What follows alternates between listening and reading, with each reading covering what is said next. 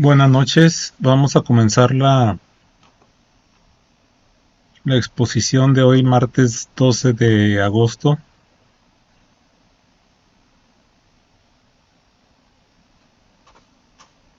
Buenas noches. Buenas noches. Buenas noches. Entonces, ayer nos quedamos en empezar este tema que es excavaciones y hablar básicamente del tema que es el ángulo de reposo del material. Este tema es importante porque cuando excavamos, por ejemplo, una zanja, teóricamente debe quedar así, pero luego sucede que hay sobreexcavaciones, o sea que estas paredes esta parte de aquí pues se derrumba y viene a caer aquí, a esta parte de aquí, y pues eso se llama sobreexcavación. ¿A qué se debe esto? Pues al ángulo de reposo del material. Entre más profundo excavemos, el material va a tender a tomar su ángulo de reposo. Cuando nosotros vaciamos un montón de material, pues vemos que algunos montones se hacen así, u otros montones se hacen así. Entonces este ángulo de reposo, pues es el ángulo que toman las partículas cuando ya están estáticas, ¿sí? Y hay que saber el material qué ángulo de reposo tiene, pues para ver si es necesario cuando excavemos colocar ademes, que es un ademe es madera, aquí una taguilla de madera acá y contravientos para detener los taludes mientras se hace la instalación correspondiente a lo que haya pues, que instalar ahí, ¿sí? Entonces es muy importante pues saber el ángulo de reposo y depende del tipo de material. Aquí tenemos algunos materiales, la tierra en varios estados. Aquí falta datos. Aquí vienen grados y aquí viene en relación. La arcilla, la grava, la arena, seca, húmeda o saturada. ¿A qué se refiere este 2.1 a 1? Siempre el primer número se va a referir a una relación horizontal. Aquí se me fue chueco, pero es como si tuviéramos un triángulo que va a medir 2.1 unidades de longitud por una unidad de altura. Entonces el ángulo que se forma aquí pues se puede calcular con el arco tangente de 1 sobre 2.1 y nos va a dar 25 grados. O 1.7 a 1 pues es así igual 1.7 y 1. Siempre el primer número es la escala horizontal en el triángulo. Aquí faltaría completar estos valores, pero vienen aquí los grados. Entonces, pues, finalmente, como lo queramos manejar, hay que ver qué ángulo de reposo tiene, porque entre menor sea el ángulo de reposo, el material va a tender a desmoronarse en sus paredes cuando estemos excavando zanjas. Siempre se debe considerar para una presupuestación en excavación de zanjas lo que es el pago por parte del contratante de lo que es la sobreexcavación. Porque a veces esa sobreexcavación, en el caso, por ejemplo, donde yo trabajé alguna vez en canales de riego, se excava la cubeta del canal para luego colocar el revestimiento de concreto. El revestimiento de concreto va así. Entonces la retroexcavadora debe excavar exactamente, se supone que exactamente esta cubeta, pero depende también del operador a veces, pero también al ángulo de reposo del material, pues va a haber una sobreexcavación, sobre todo si es roca. Si es roca va a ser prácticamente imposible tener exactamente este corte, porque a la hora de volar la roca con dinamita,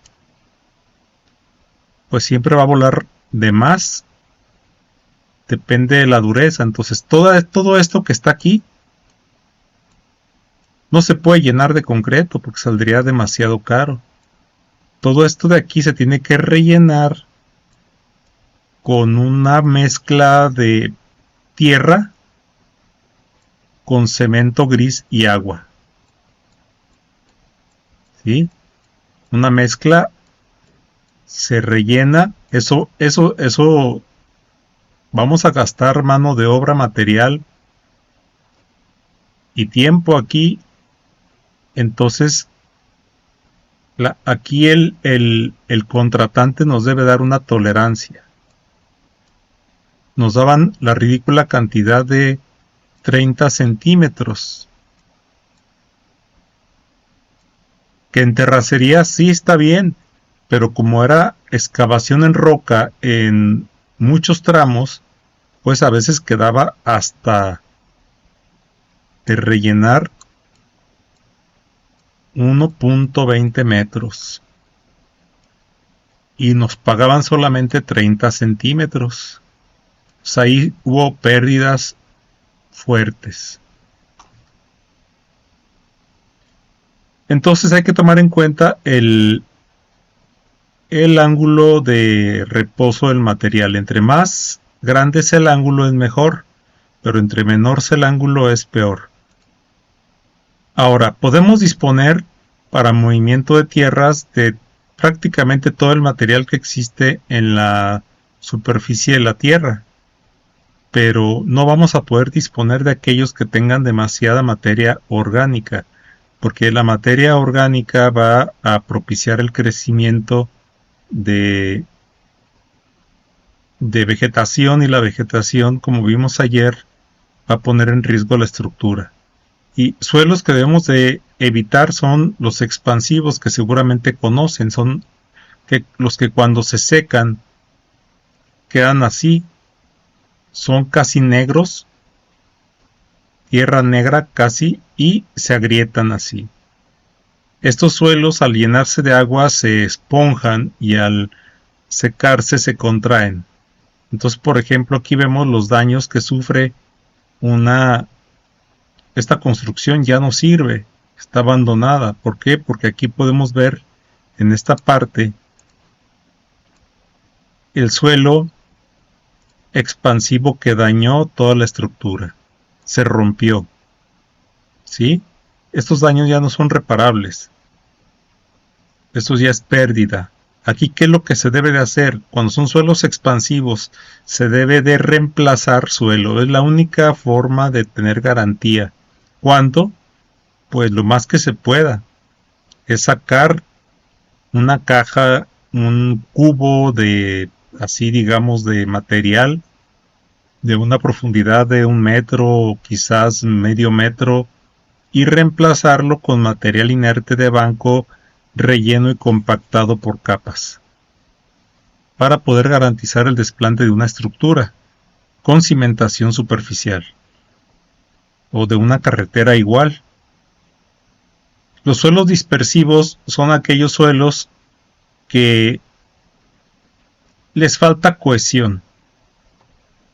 Por ejemplo, a una arena sola, la arena no se cohesiona. Es decir, por mucho que la aplastemos con la mano, al menor esfuerzo se va a desmoronar. Estos suelos les falta cohesión. ¿Y qué pasó aquí? pues que al entrar agua, pues se lo llevó. Automáticamente las partículas dejan de tener la poca cohesión que consiguieron y se desmorona. Estos suelos hay que identificarlos también como suelos no utilizables. Y los colapsables son aquellos suelos que fallan por corte. Aquí hay una falla por corte porque abajo no hay sustentación. Abajo puede pasar una corriente de agua o puede haber algún hueco en la tierra, entonces al ponerle peso aquí se va a abrir un socavón, ¿sí? Se abre un socavón y pues entonces ya no es posible aquí, pues ¿qué remedio queda? Pues rellenar todo esto, si es que no es muy profundo. Suelos corrosivos son aquellos suelos que tienen alto contenido de sulfatos, por ejemplo, que desgranan hasta el concreto y luego siguen con la varilla hasta desintegrarla. Aquí en este caso es un registro de tubería de agua. Abajo hay suelo altamente corrosivo, entonces los vapores que despide el suelo, si bien no está en contacto directo con el suelo, pues a la hora de emanar los vapores de alto contenido de sulfatos, este hierro, esta tubería casi está pues ya echada a perder. Estos hay que también identificarlos para no trabajar con ellos. Ya vimos que la única manera de estabilizar los suelos es reemplazando. Son procedimientos que supuestamente funcionan mecánicamente, mezclándolos, modificando su granulometría, o poniéndoles cal, o poniéndoles cemento, o poniéndoles productos asfálticos, etcétera, pero no hay otra cosa más efectiva que el reemplazo. Luego vamos a ver para excavación, según la dureza del terreno, se clasifica en material A o tipo 1, material B o tipo 2, o material C o tipo 3. El C es el más duro, el B es el intermedio y el A es el más blando. El más blando pues hasta con pala y pico, y el B pues ya se requiere cuña, y el C quizás ya se requiere hasta explosivos, que sería la piedra. ¿Sí? Entonces el A puede ser extraído con un tractor, un bulldozer, y pues son suelos poco o nada cementados. El B también se requiere un tractor de orugas, pero ya quizás haya que meter el ripper, y eso va a requerir un tractor más grande con un peso mayor. Y esto corresponde a conglomerados medianamente cementados, areniscas blandas, tepetates, etc. Y el C pues ya vienen siendo rocas basálticas, areniscas, granitos, riolitas, calizas, andesitas sanas, etc. Todo lo que sea roca sólida va a requerir pues explosivos. ¿Sí? Entonces tenemos A, B y C. Pero yo les hago esta pregunta: ¿será posible que tengamos un suelo intermedio entre A y B?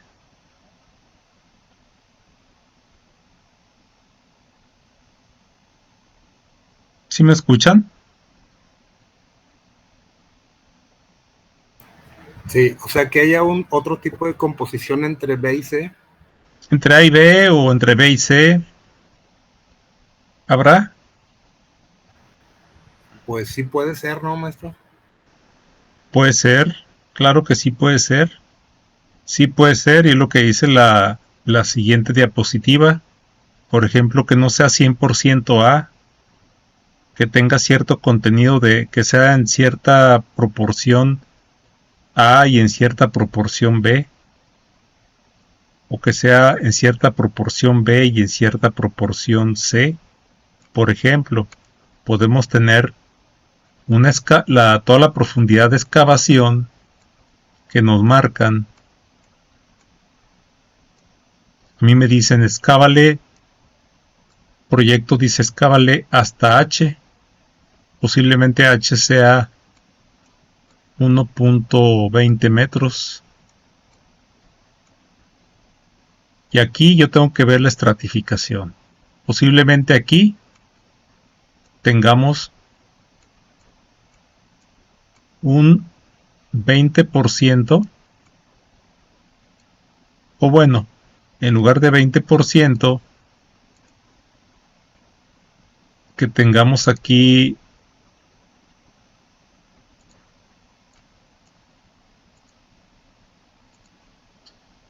eh, 0.3,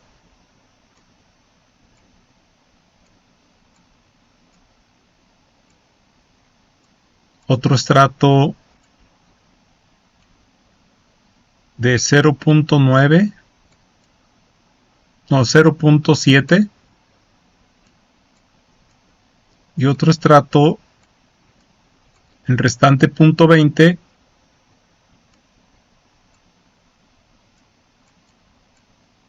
de otro material. Aquí es A, aquí es B y aquí es C. Entonces, pues aquí tengo que considerar 30 centímetros de que va a estar blandito, 70 centímetros más duro y 20 centímetros definitivamente excavación en roca para alcanzar la profundidad o la profundidad de excavación de proyecto. Entonces, manejando porcentajes, pues es posible tener un porcentaje de material A, otro porcentaje de material B y otro porcentaje de material C. Por ejemplo, nada más, fíjense, hay que ver, entre lo que tengamos de A, B y C debe sumar todo, la totalidad. Aquí el 1.20 es el 100%.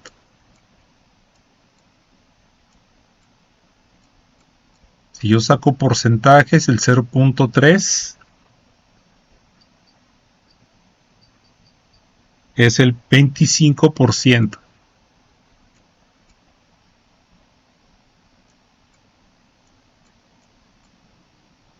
El 0.7 es el 58.3%.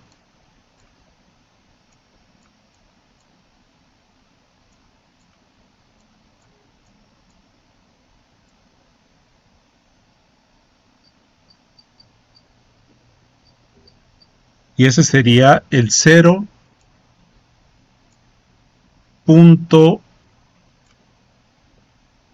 Perdón.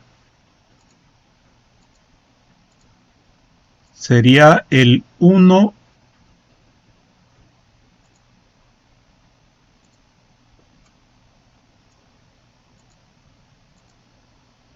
.17%. La suma de A, B y C en porcentajes debe ser igual al 100%. ¿Sí? 100%. ¿Sabe lo que dice esta diapositiva? A, B y C debe ser el 100%. Ejemplo.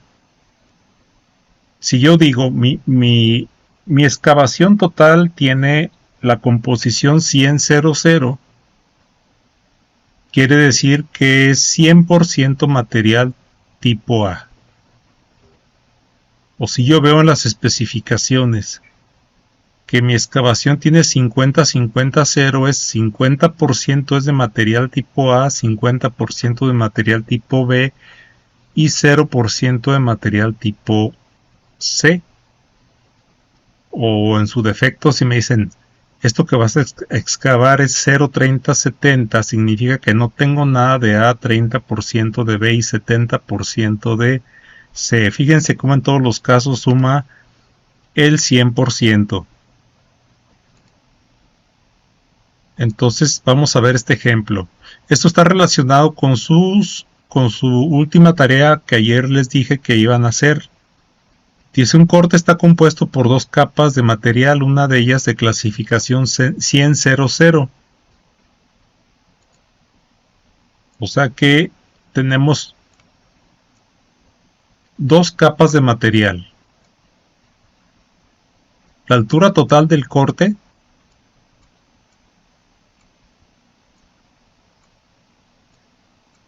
que me están pidiendo consta de dos capas. La primera dice que es 100, 0, 0. Y este 100, 0, 0 es el 30% de toda esta H. Esta H es el 100%.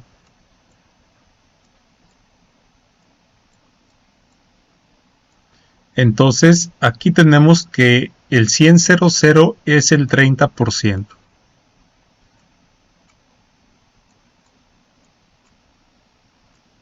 Y el 70% restante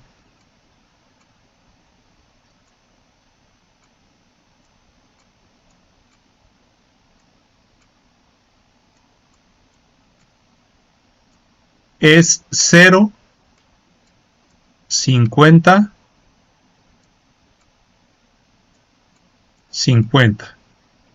50 de B y 50 de C.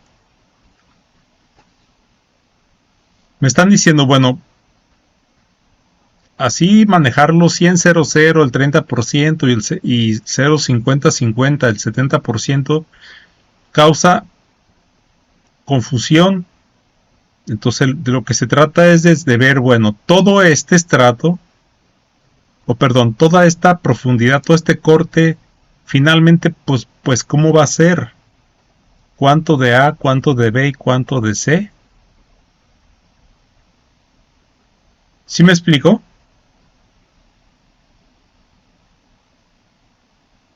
Sí. Aquí está clasificado según cada porcentaje de corte. Pero a mí me dicen, el total, ¿cómo va a quedar pues? ¿Cuánto de A, cuánto de B, cuánto de C? Es muy sencillo.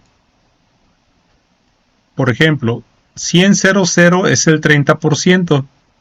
30% viene siendo 0.3. Este 0.3 se multiplica por 100, que este es el A. 0.3 se multiplica por lo de B, que en este caso es 0. Y 0.3 se multiplica por 0, que es lo de C.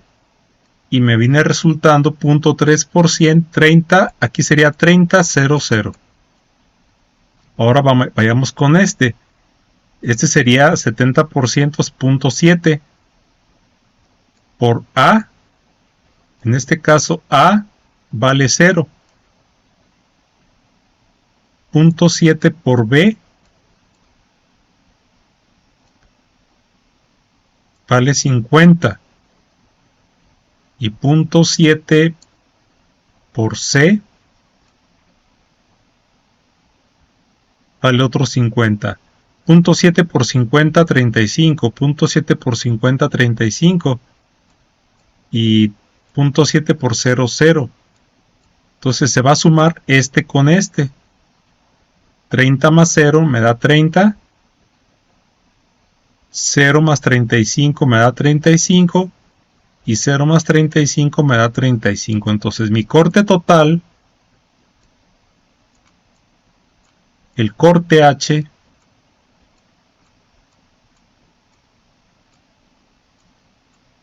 va a estar dado 30, 35, 35. Y esto suma el 100%. Entonces a eso se refiere el último problema que van a resolver. Bueno, esto ya lo vimos ayer. Ahí terminamos la segunda unidad. La fecha de entrega de esa tarea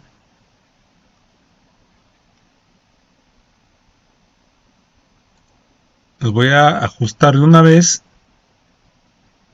Serían para el domingo. Bueno, el domingo es 17.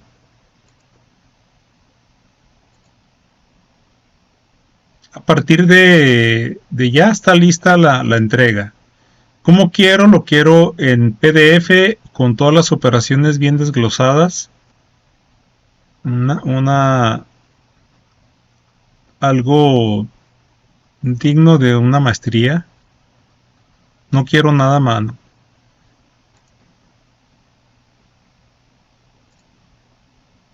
Entonces, todo en Word, indicando las operaciones. Una por una. Lo mejor presentado que se pueda.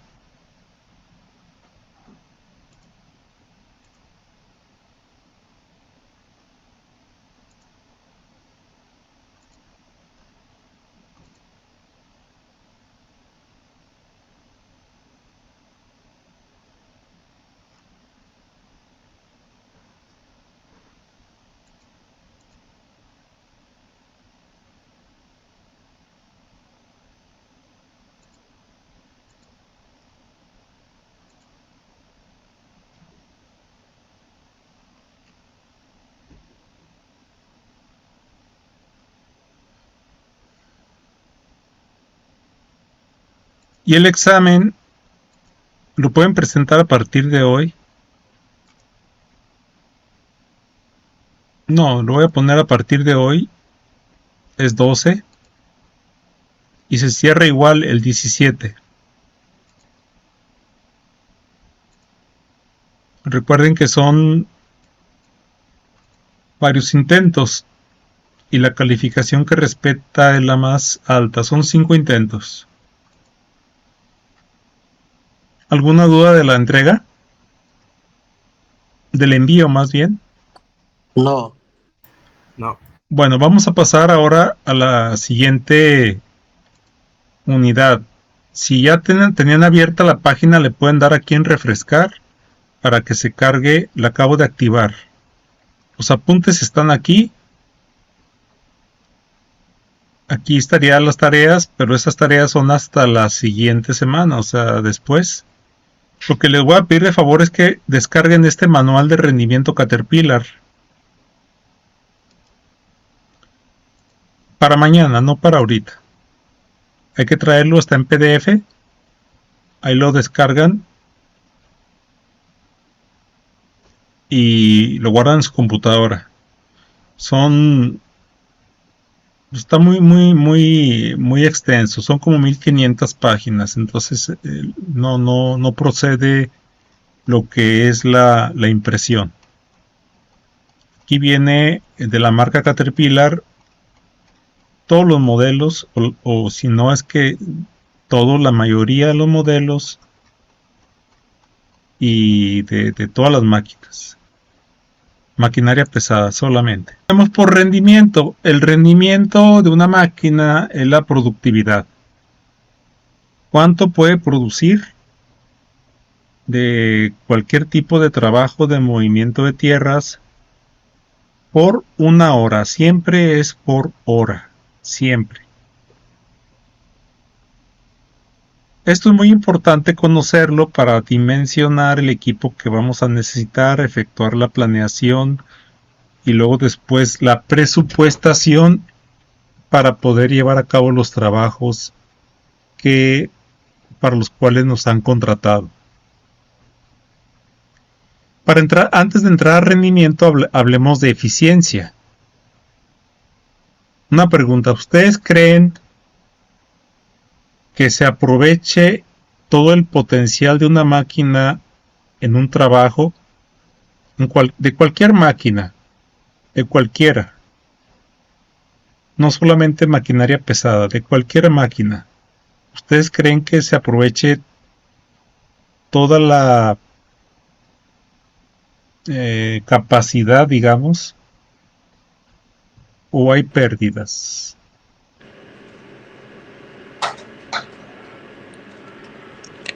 Pues hay pérdidas, ¿no?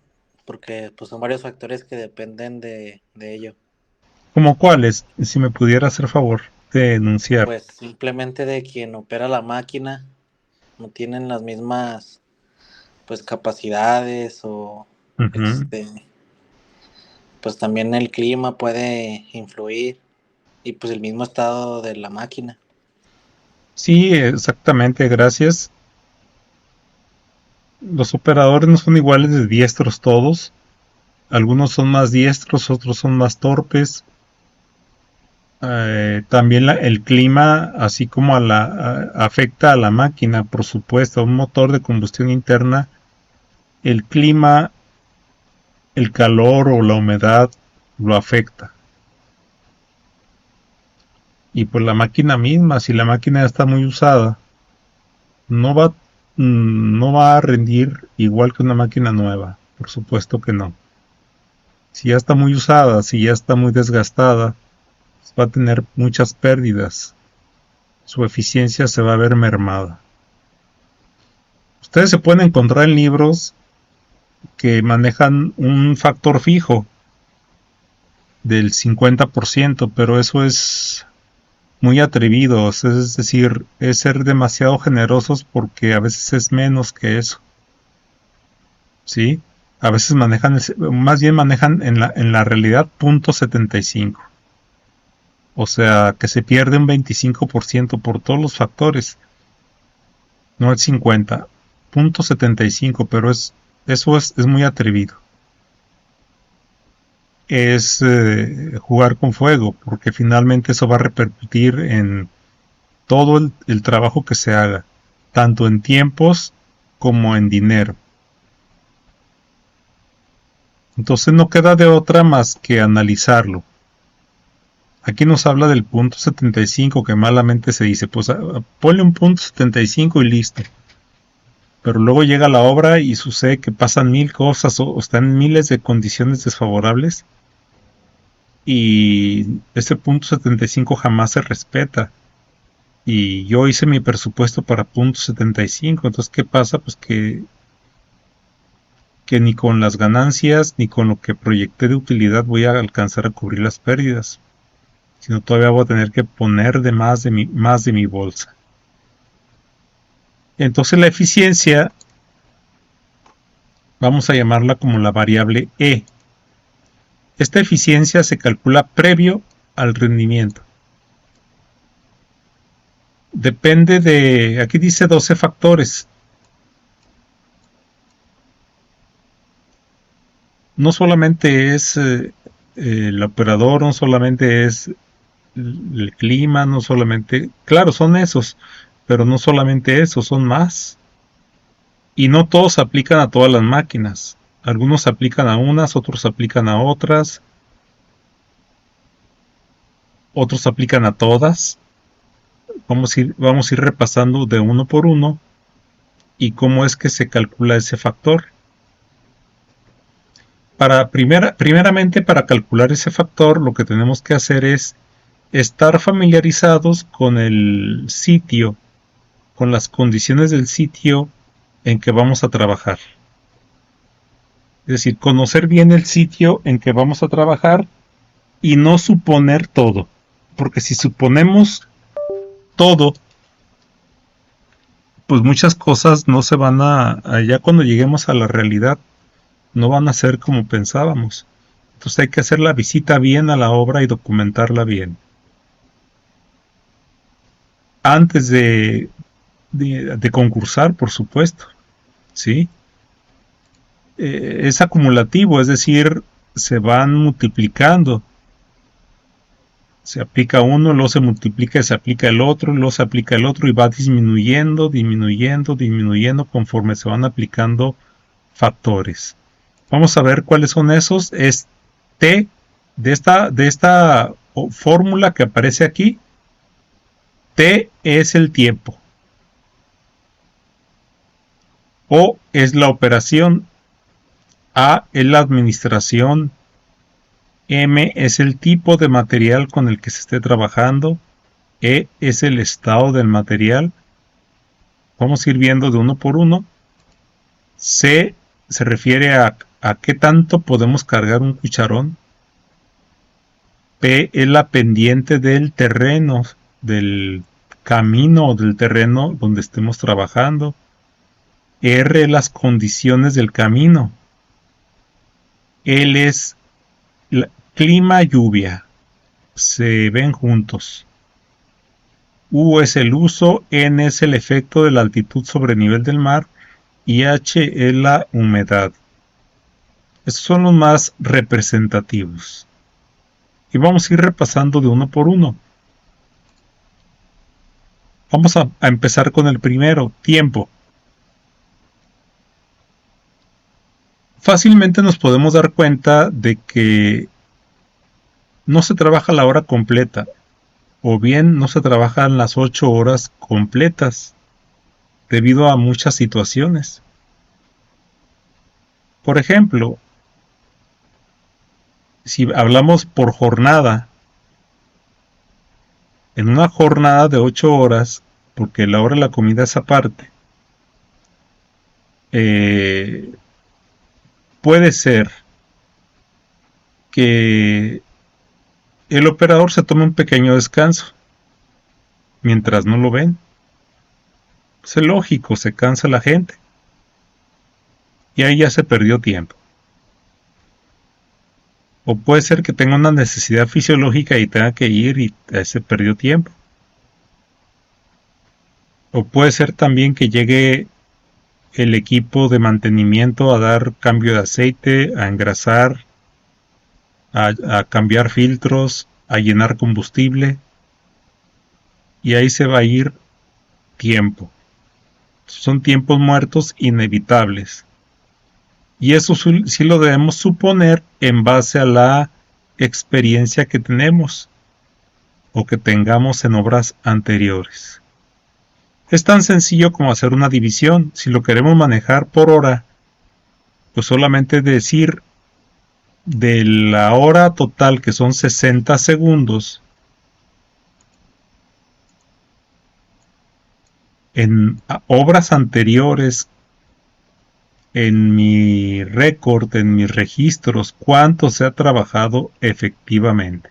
Si he trabajado 50 minutos efectivos en una hora, pues se divide 50 sobre 60 y el factor tiempo es 0.83. Vean cómo ahí ya el supuesto 0.75 que dicen muchos libros, pues nada más por el puro tiempo ya casi se va. Ya casi se va el 75, el 0.75. Ese es el factor de tiempo, que no es inherente todo al operador. Se debe al operador, a condiciones externas y también, ¿por qué no?, a un mantenimiento mayor que se le dé a la máquina, una reparación, una descompostura, tiempo que se pierde. Lo puedes manejar por hora o se puede manejar en horas por jornada. Por ejemplo, si de las 8 horas trabajo 7.5, entonces T, o supongo que voy a trabajar 7.5, T sería igual a 7.5 entre 8. Y eso me da a mí un factor de 0.9375. Ahí básicamente tengo que recurrir a mis registros de obras anteriores o a mi experiencia o consultar si es mi primera obra con quien sí tenga experiencia. Bien, si va habiendo preguntas, con toda confianza me pueden interrumpir. Vamos a pasar al siguiente factor, O. O es la operación, y aquí es donde entra ya la habilidad del operador. Pero junto con la habilidad del operador, también vamos a considerar el estado de la maquinaria. Hay operadores a los cuales les gusta trabajar y trabajar rápido y bien. pero hay operadores que son malitos, hay operadores que no son muy hábiles, hay operadores que son flojitos, ¿sí? Que no les gusta trabajar.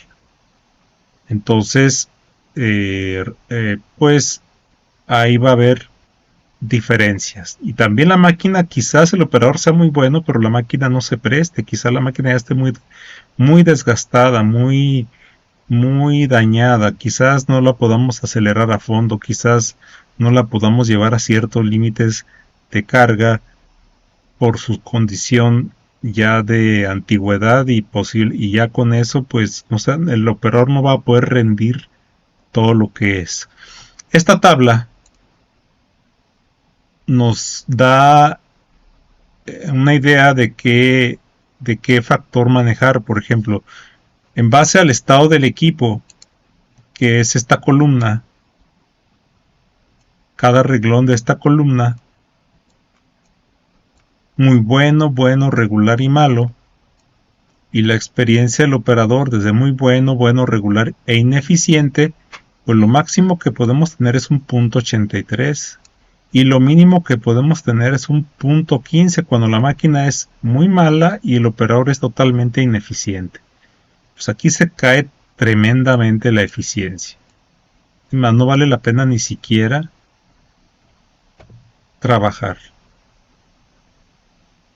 Bueno, pues en base a esta tabla, en base a las condiciones, en base a lo que conozcamos del operador y de nuestra maquinaria, lo clasificaríamos en una casilla y tomaríamos ese factor. ¿Sí queda claro? Sí. Muy bien, ahora vamos a la administración. La administración es una parte esencial en cualquier obra. No solamente donde intervenga maquinaria pesada, en todo tipo de obra. Si no somos eficientes controlando los procesos, los tiempos, y hablo también de las adquisiciones de refacciones, adquisiciones de combustible, que tengamos surtido el combustible, que las adquisiciones de refacciones lleguen a tiempo, que no haya tanta burocracia, ¿sí? Que tanto la persona encargada de obra sepa hacer uso eficiente de los recursos, como la parte de oficina donde está el contador, administrador, gerente, sepan hacer bien su trabajo, pues depende mucho el éxito o fracaso de una obra. Entonces aquí es donde entran lo que es la planeación, dirección, operación y control. ¿Sí? Suministro oportuno y suficiente de combustible, frecuencia de lubricación, engrase, relevo de operadores, rapidez de provisión de refacciones. Hay veces que los contadores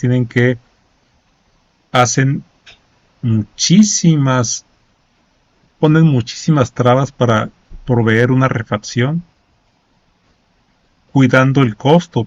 Está bien cuidar el costo, pero luego eso repercute peor tantito porque no hay producción. Y al no producir, no hay que cobrar. ¿Qué cobramos si no producimos? De nada sirve controlar el costo si no producimos nada. Entonces debemos cuidar el costo y cuidar la producción. Y también depende de que las condiciones de trabajo se den. Porque hay veces que aunque queramos cuidar, por mucho que queramos cuidar los recursos u optimizar los recursos, pues las condiciones de la obra, las condiciones del sitio no se van a prestar. Entonces aquí tenemos, por ejemplo, esta tabla donde según las condiciones de trabajo que tengamos, que están clasificados como buenas, promedio y malas, y la organización de la obra que viene desde la oficina hasta lo que es el almacén de obra, que sea buena, ágil o promedio o mala, pues vamos a tener esos factores. Entonces, puede ser que tengamos una organización muy buena de obra, un control administrativo muy bueno en campo, en oficina, pero las condiciones de trabajo son muy malas, en cuyo caso pues tendríamos un factor de 0.7 el que se aplicaría ahí. Entonces, nada más puedes consultar la tabla y ser realistas con las condiciones de trabajo que vamos a tener y pues ser realistas también en reconocer qué tipo de organización tenemos de obra. Porque lo que estamos haciendo aquí es planeación. ¿Sí? Todo esto que estamos haciendo es con fines de planeación. Bueno, ahora, tanto el factor de tiempo como el factor de operación como el factor de administración aplican, anótenlo por ahí, a todas las máquinas, cualquiera que ésta sea.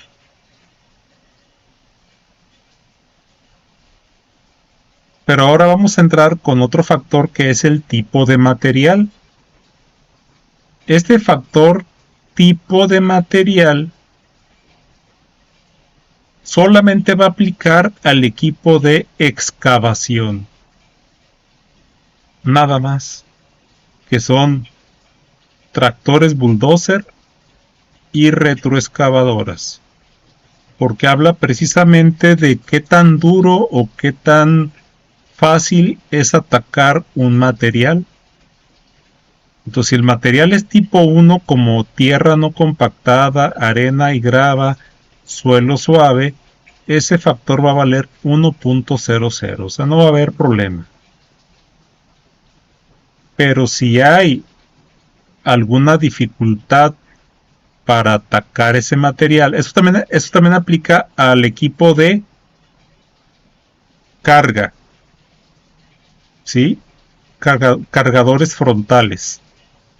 Siempre y cuando el material, recordemos que un cargador frontal, el material debe estar flojo para que se pueda usar con eficacia y no dañar la máquina. Punto 9 sería para un material medio compactado. Tierra compactada, arcilla seca, menos de 25% de contenido rocoso. En el material, la roca puede ser, suelta, pero ya al tener menos de 25% de contenido y es medio duro, ya ahí utilizaríamos un punto 9. Si es medio difícil, es decir, contenido de roca hasta 50%, pero hablamos de roca fracturada, ¿sí? Roca fracturada. Entonces, roca que sí se puede atacar con un bulldozer, pero va a estar dura. Ahí podemos usar punto 8. Y para el difícil de atacar, como es roca tronada, si ya está la roca tronada, como el ejemplo que vimos de los bulldozers que estaban empujando roca, esa roca ya estaba tronada, pero aún así está difícil de atacar, no le entra a cualquier máquina, tiene que entrar un bulldozer a aflojarla porque todavía queda apretada. Ahí se puede usar punto 7 y ya la roca maciza, roca arenisca, no maciza, sino roca arenisca, que es roca que sí se puede excavar, que no es sólida al 100%, porque recordemos que la roca sólida solamente con lo que es explosivos, pero si no es roca sólida, se utilizaría un punto 6. Entonces, si se fija, nosotros tenemos 5 posibles valores: el 1.00, el punto 9, el punto 8, el punto 7 y el punto 6. Para esto debemos de conocer pues el tipo de material en el que vamos a trabajar, que es también lo que acabamos de ver en la unidad pasada. Estado del material. para estado del material aplica para lo que es el equipo de excavación y de carga también. Puede estar en su estado natural o suelto o compactado. Para un material suelto sería 1, para banco sería 0.9 y compactado 0.8. Así de fácil. Entonces también hay que saber cómo vamos a atacar al material. El factor de carga se refiere a qué tanto se puede llenar un cucharón.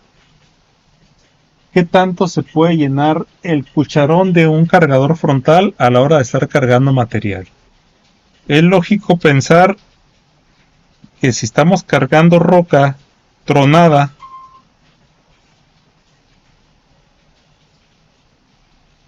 si estamos cargando roca tronada, va a ser bien difícil que la roca tronada se acomode en el cucharón. O sea, va a ser bien difícil llenarlo hasta el tope. Van a quedar muchos huecos. Entonces, lo que es un cucharón quizás de 11 metros cúbicos, realmente viene cargando 8 metros cúbicos de material de ese tipo.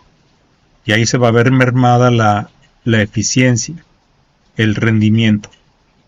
Entonces dice que entre 0.85 y 0.55, cuando es 0.85 y entre un límite superior y un límite inferior, pues manejaremos el promedio.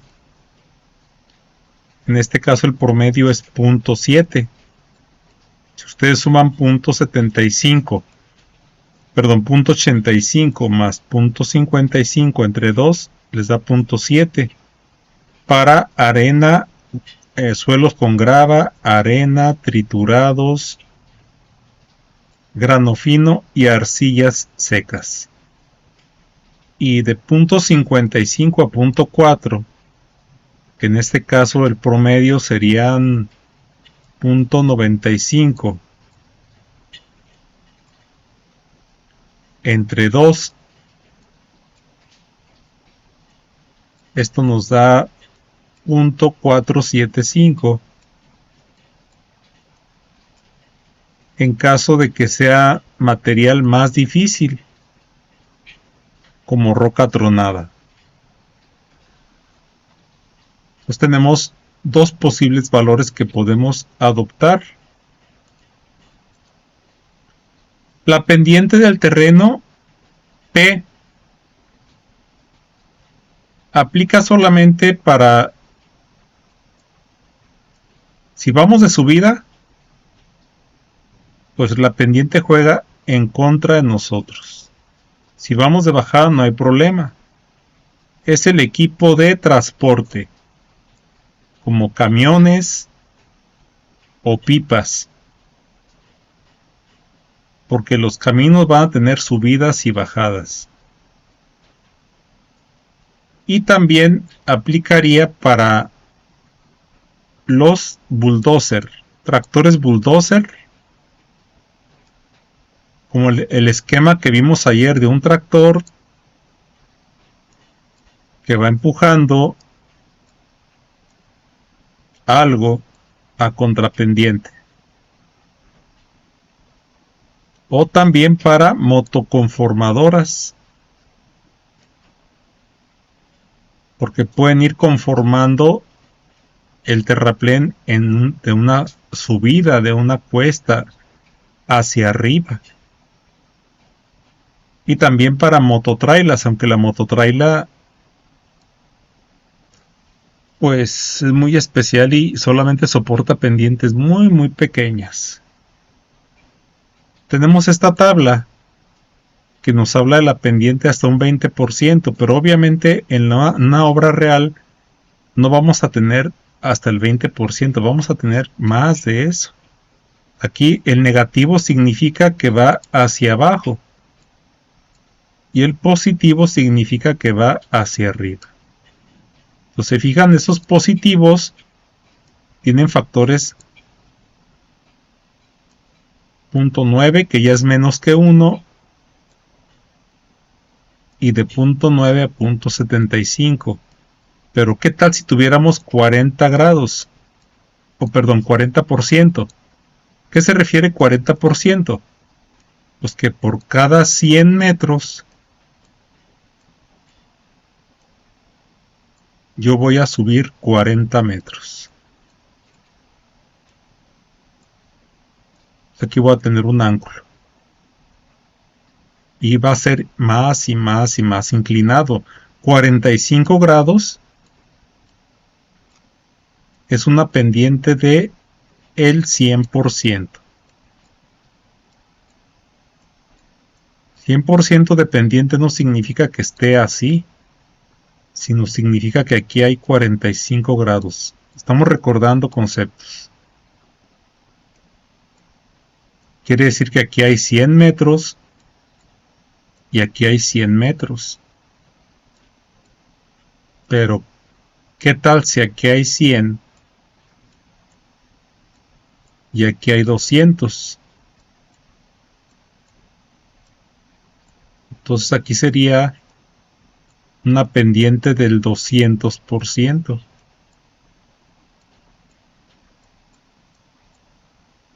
Esta tabla ya no lo cubre. Pero lo que se puede hacer y que yo hice fue pasarlos a una hoja de Excel y luego trazar una línea recta que se ajuste a esos puntos y sacar una ecuación de una recta, donde Y es el factor y X es el porcentaje de pendiente. La fórmula que vamos a usar va a ser esta. ¿Sí? Si queremos conocer el factor, X sería el porcentaje de pendiente, positivo o negativo. Positivo es hacia arriba, negativo es hacia abajo. Y Y es el factor. Y se determina el factor de pendiente para una máquina transitando en un camino con una pendiente de más 15%. Entonces, ese 15 se sustituye en lugar de X y Y, el factor sería 0.8207. Por ejemplo, si tuviéramos una pendiente de más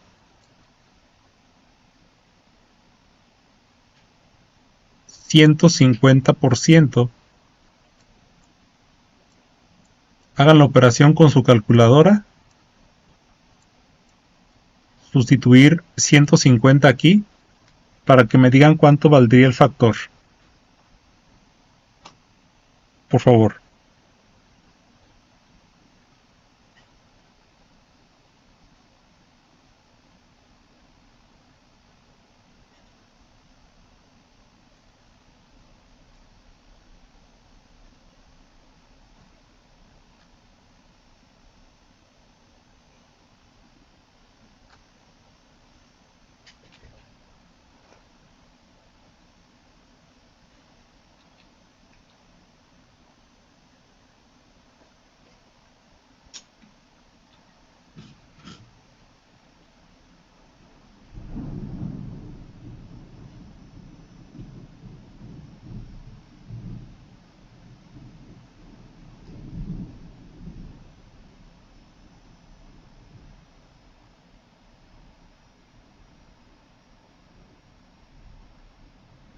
¿Ya lo hicieron?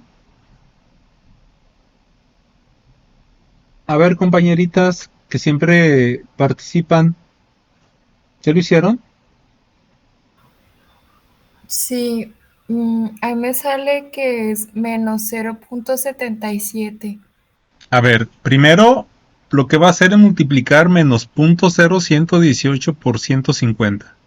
Sí, Hágalo. es igual a menos 1.77. Y luego a eso menos 1. Se suma. Ajá. Ajá. O sea, menos 1.77 Más A ver, 0.99. es punto 0.118 Ujú. por 150. 150. 1.77 negativo, Sí, sí es ¿sí? negativo. Ujú. Y a eso le va a restar punto 9977.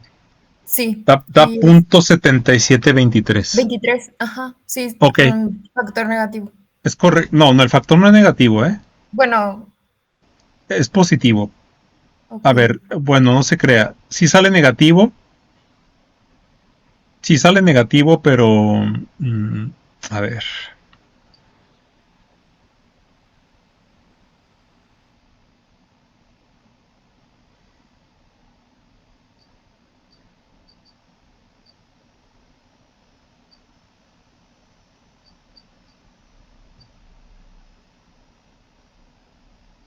Sí sale negativo, pero se va a considerar positivo siempre, ¿eh? No puede haber un factor negativo.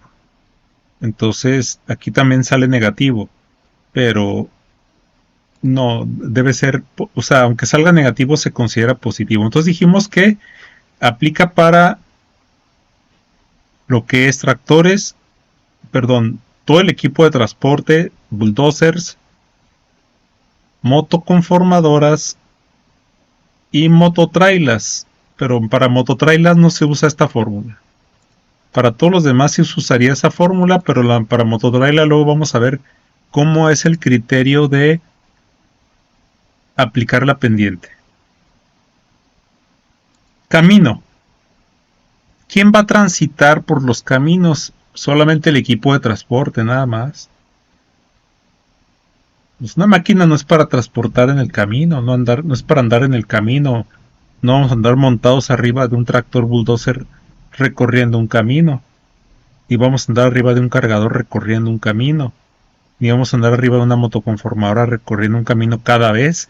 Posiblemente lo recorramos alguna vez para cambio de máquinas, para cambio de lugar y nada más. Pero las máquinas van a tener lo que toda la maquinaria va a tener trayectos muy cortitos. Entonces, ¿quién va a ocupar el factor de camino? Todo el equipo de transporte, que son básicamente en una obra de terracería son pipas y camiones. Y aquí se va a usar esta tabla según las condiciones del camino. Si es muy plano y firme, podemos usar punto 98, que es difícil en obra porque pues los caminos van a estar a veces tremendamente malos, con muchos hoyos, con muchos piedra suelta, etcétera. Mal conservado pero firme. ¿A qué se refiere firme? Pues que al menos no se van a hundir los neumáticos. Punto 95. De arena y grava suelta, ahí va a haber cierto hundimiento de neumáticos, lo que va a propinar cierta resistencia a la rodadura. Punto 9. Y si es sin conservación y lodoso, pues todavía más difícil transitar por ellos. Punto 83. Entonces este factor sería pues el factor que utilizaríamos para eso cuando visitemos la obra, el sitio de trabajo, para hacer la planeación. Tenemos que conocer las características de los caminos o los posibles caminos que abramos nosotros para que el equipo de transporte pueda pasar. Clima y lluvia. Posiblemente en obra de construcción, en edificación, quizás solamente cuando estamos desplantando cimientos y estamos todavía al descubierto, ahí sí afectan las lluvias. Pero toda vez que la construcción ya está cimentada, levantada y al menos con un techo, las lluvias no van a afectar gran cosa. Se puede trabajar al interior sin ningún problema. Pero en el caso de la obra pesada no va a haber ese privilegio. Vamos a estar al descubierto todo el tiempo. Entonces nos va a afectar el calor, directamente el sol. No va a haber manera de que los trabajadores se cubran del sol, los operadores. Pero también la lluvia va a estar persistente. Y son lugares donde llueva mucho, donde las temporadas de lluvias sean muy extensas, por allá para el sur, para el centro del país, pues va a haber muchos días que no vamos a poder trabajar absolutamente nada. Aquí en Durango pasó un fenómeno cuando yo trabajé en esa obra de canal de riego, que era obra pesada, pues estábamos al descubierto. Y fue el año de 1991. Recuerdo que esa vez empezó a llover desde julio, casi todos los días, y no paró de llover hasta el 28 de febrero del año siguiente. El 80% de ese tiempo estuvo lloviendo, pero bastante fuerte, persistente, día y noche. Entonces íbamos a la obra y no se podía pasar por los caminos, estaban totalmente anegados de agua. La maquinaria se embancaba. ¿Qué pasa cuando una maquinaria se embanca? Por ejemplo, estas son las orugas de un bulldozer. Y se hunden tanto que aquí, ese es el chasis del bulldozer. Que queda, ese es el terreno. Este es el terreno. Y se penetra tanto que ya el chasis pega con el terreno. Ahí ya ni un bulldozer sale. Se hunde tanto y eso pasó. Entonces, para sacar un bulldozer había que usar otro bulldozer. Desde un camino más firme, desde un lugar más firme, o a veces hasta el brazo de una retroexcavadora. Teníamos una retroexcavadora de orugas muy grande. Entonces era muy fuerte. Pero no se podía trabajar casi nada. Las camionetas se quedan atascadas. Entonces, estos días prácticamente no se pueden trabajar. Y fue un año extraordinariamente llovedor aquí en Durango, pero extremadamente. Fue un año, si ustedes lo buscan por ahí en la historia, debe venir ahí lo que llovió, todo lo que llovió ese año. Se desbordaron ríos, se desbordaron arroyos, las presas hasta el 120%, desfogando a todo lo que daban y no daban abasto a la salida. Y bueno, pues hay que conocer las características del sitio donde vamos a trabajar en cuanto a lluvias históricas. Porque en base a la historia podemos predecir lo que puede pasar. Y si nosotros sabemos, por ejemplo, dice aquí, determina el factor de clima lluvia para una obra. Ahí planeamos laborar de lunes a sábado. Descansar el domingo, sábado completo. Aunque el sábado la mayoría de las veces es mediodía, pero estamos diciendo todo el día el sábado. Pagarles mediodía extra. Y haciendo proyecciones del clima tal como se ha presentado ahí en ese lugar, hemos predicho que es posible, lo más probable es que haya 4 meses de mal tiempo. O sea, 4 meses en el año que no vamos a poder trabajar prácticamente nada. Pero no podemos correr a la gente, no podemos... sale más caro liquidar y recontratar y luego después no vamos a encontrar a los trabajadores. Entonces se sostiene la plantilla de trabajo en lo mínimo, que son los operadores, y pues a veces hasta los residentes se tienen que ir, pero los operadores no, porque luego está difícil conseguir operadores, si son buenos, conseguir buenos. Queremos encontrar el factor que debemos considerar. Siempre vamos a considerar el año de 365 días. Y los meses parejos de 30 días. Ya sabemos que unos tienen 30, otros 31. Hay un mes que tiene 28 y cada 4 años tiene 29. Pero vamos a considerar para fines prácticos 365 y 30. Entonces, si vemos aquí, los domingos no se elabora. ¿Cuántos domingos hay en el año? 52. Casi siempre son 52 domingos. Entonces, 365 menos 52, quedan 313 días laborables. Entonces, estos son los días laborables. Los días que según mi calendario en el año puedo trabajar son 313. No estoy considerando los días festivos, no nos vamos a meter tanto a detalle. Realmente no pintan mucho.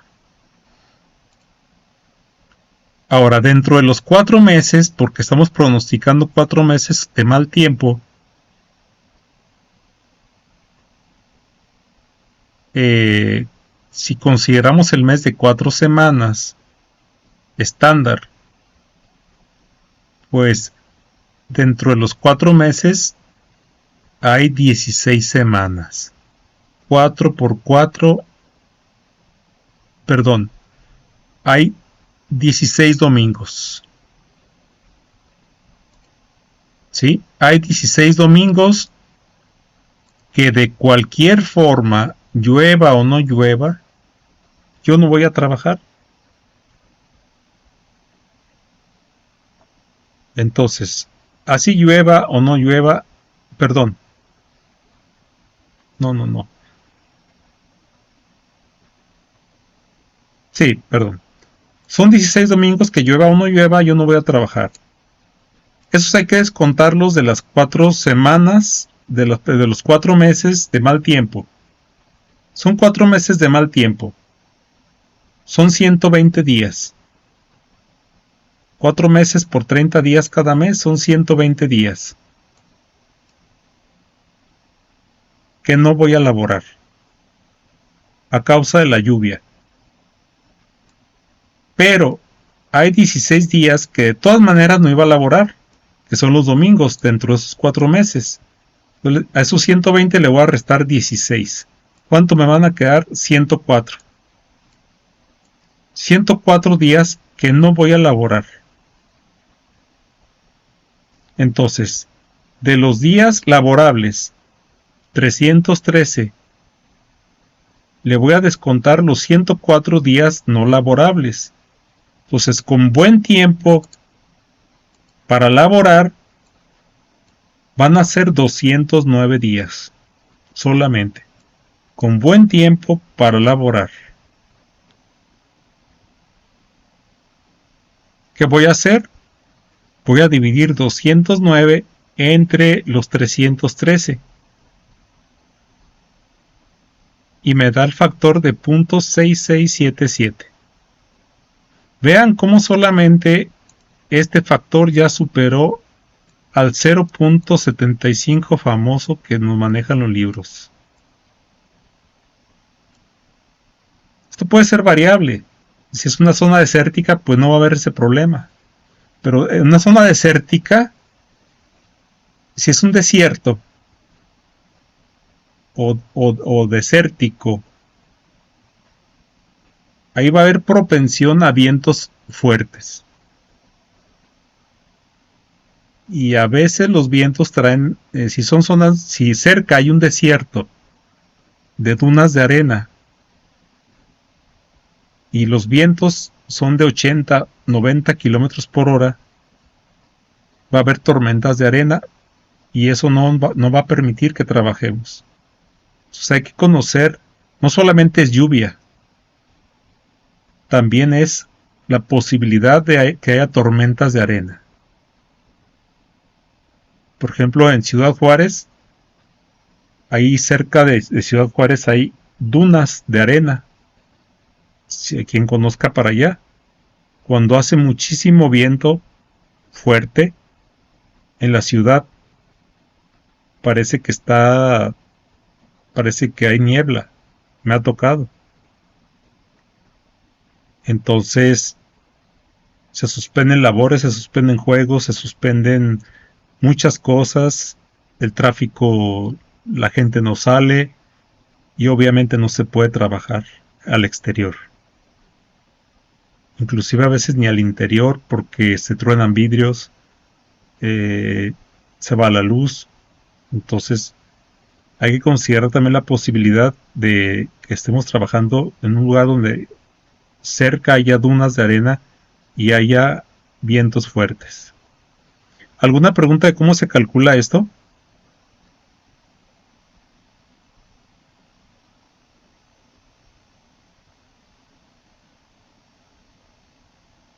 ¿No? ¿Sí me escuchan? No, en que no hay dudas. No hay dudas. No hay dudas. Bueno. Altitud sobre nivel del mar. La altitud sobre nivel del mar repercute en el funcionamiento de un motor de combustión interna porque a mayor altitud menos oxígeno. Y al haber menos oxígeno la combustión es más ineficiente. A los seres humanos nos perjudica esto también por eso. Entre más subamos, más altura vamos a batallar más para respirar. El oxígeno que entra a nuestro cuerpo es menos. Un motor también sufre. Pero bueno, un motor tiene la posibilidad de que se le incorpore un turbocargador. Un turbocargador es un elemento que mete el aire a presión a la cámara de combustión. Por lo tanto, el oxígeno se mantiene constante. Por eso es que los aviones pueden volar a tan alto, pues, allá muy arriba, los jets, donde hay poco oxígeno. ¿Por qué? Porque traen turbocargadores, que el poco oxígeno que hay lo maximizan, o sea, el motor no sufre por falta de oxígeno. Pero si es un motor atmosférico, que es que la mayoría de los carros tienen atmosférico, es decir, solamente con la presión de la atmósfera entra el aire a la cámara de combustión, entonces sí sufre. La mayoría de las máquinas actualmente tienen turbocargador, pero hay algunas máquinas viejitas que no tienen. Camionetas que son complemento para una obra, esas es raro que traigan un turbocargador. Ahí sí va a haber una falta de eficiencia. Aquí habla de eso, de motores turbocargados, pero si no hay turbocargador, Caterpillar dice, ok, no es una máquina turbocargada, va a haber una reducción de un 1% en la eficiencia del motor por cada 100 metros de elevación. Cuando estemos sobre el nivel del mar, perfecto, no hay ningún problema, no se aplica este factor. Aún así no tenga turbocargador, el oxígeno es el máximo que se puede tener. Pero por cada 100 metros que subamos en una máquina sin turbocargador, va a haber un castigo del 1%. Una falta de eficiencia del 1%. Por ejemplo, si subimos 100 metros, el factor sería 0.99. Si subimos 200 metros sería 0.98. Y así sucesivamente por cada 100 metros. Si subimos 1000 metros, va a ser 0.10. O sea, el factor sería 0.9. Si estamos a 2000 metros, bajaría un 20%, el factor sería 0.8. Sin turbocargador. Entonces dice, determina el factor de altitud sobre el nivel del mar para una máquina Caterpillar sin turbocargador y trabajando a una altitud de 2300 metros sobre el nivel del mar. 2300 lo vamos a dividir entre 100, que es lo que nos dice aquí, por cada 100 metros el 1%. Entre 100 nos da 23%. 23% es 0.23. se va a reducir en 0.23. Entonces, el factor quedaría 1, que es el 100%, menos 0.23, que es el 23%, queda 0.77. Nada más por estar trabajando a esa altitud y sin turbocargador. Se va a ver mermado un 23% el motor. ¿Hay alguna pregunta de este factor? No, dije, todo bien. Si en los ejercicios que les ponga yo no menciono este factor, esta situación se entiende que sí está turbocargada. Y entonces se omite. Este aplica a todas las máquinas. Este del mal tiempo también aplica a todas las máquinas. ¿Sí? Y ya dijimos que estos de camino solamente a el equipo de transporte. Y vamos a ver el último factor, que sería la humedad. Entre más humedad haya en el ambiente, nos cuesta más respirar, porque el ambiente está saturado de agua. Pues igual a los motores.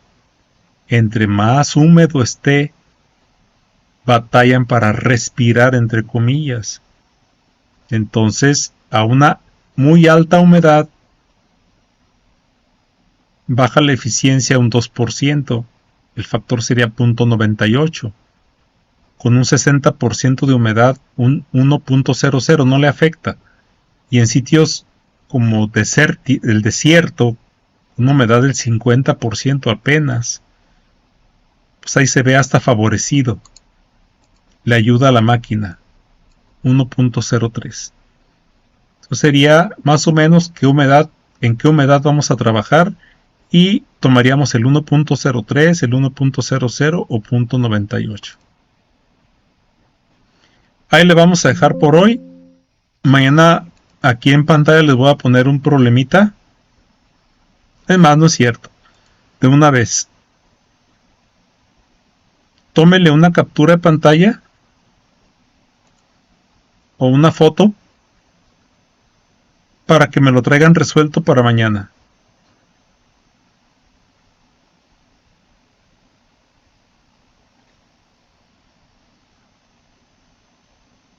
Aquí. ¿Ya le tomaron captura? Ya dije, listo. Para mañana lo traen resuelto y van a compartir pantalla a ver si el resultado está bien. Bueno, si no hay preguntas, vamos a dejarle aquí por hoy. Y si vinieron todos, ¿verdad? 1, 2, 3, 4, 5, 6, 7. Perfecto. Pasen buena noche. Hasta mañana. Buenas noches. Buenas noches. Buenas noches, hasta mañana. Hasta mañana.